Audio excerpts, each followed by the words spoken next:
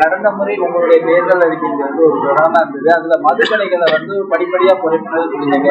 இப்போ நீங்க பார்க்கக்கூடிய மக்கள் எல்லாம் மதுக்கடைகள் சம்பந்தமா எதுவும் கோரிக்கை வச்சிருக்கிறாங்க? இல்ல, இந்த இன்னைக்கு யாருமே வைக்கணும்.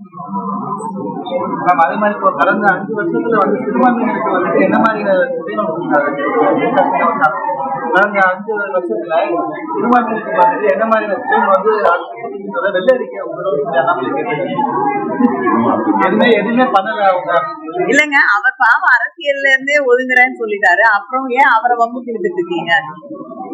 சிறுபான்மையினருக்கு பாதுகாப்பாக இருக்கக்கூடிய ஒரு மாநிலம் தமிழ்நாடு. அவங்களுடைய ஆட்சியில இருக்கக்கூடிய பிஜேபியில இருக்கக்கூடிய ஆட்சி செய்து கொண்டிருக்கக்கூடிய எந்த மாநிலத்துல சிறுபான்மையினர் நிம்மதியாக பாதுகாப்பாக இருக்காங்க அப்படின்னு சொல்ல சொல்றோம். அவரை ஆய்வு பண்ணி